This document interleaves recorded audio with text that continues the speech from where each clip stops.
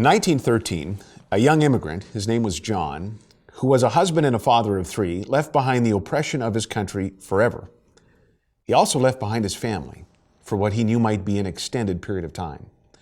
Despite the fears he must have felt for his family, he set out to cross the ocean, to find a place of hope for their future. He came to Saskatchewan. It took him 9 years. He worked hard and he saved hard. Those 9 years were not without hardship and tragedy, and when they were over, he no longer had 3 children. His daughter had died in the influenza epidemic of 1915. Only his 2 sons remained.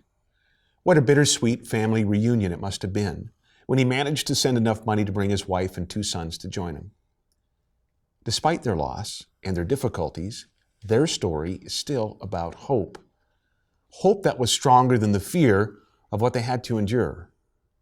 They saw Saskatchewan as a place to build their future and turn their dream into reality. Despite the adversities in the lives of that young immigrant family, that first Saskatchewan Christmas must have been a great celebration. There was probably not a great deal of wealth and gifts or a great table spread, but there must have been a great deal of wealth and fulfillment in simply being together. And there must have been renewed optimism for the new year dawning. That has been what we have dared to dream in our province for the last 10 years. That Saskatchewan story would be about optimism and hope again, and that hope would be stronger than the fear that we aren't good enough or fear of the unknown. Instead, we have dreamed of a Saskatchewan that would bring our kids home. A Saskatchewan that had confidence in what we have to offer to a new wave and a new generation of immigrants, just like John. Together, that's what we have done. In 2017, 100 years later, that immigrant family's descendants still live in Saskatchewan.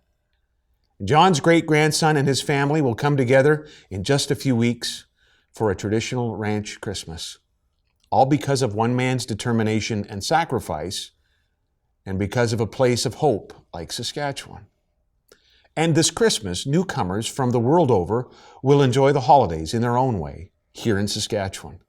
Because in the last 10 years, newcomers have again found hope here and chose Saskatchewan in record numbers to live without fear and to dream of a better future.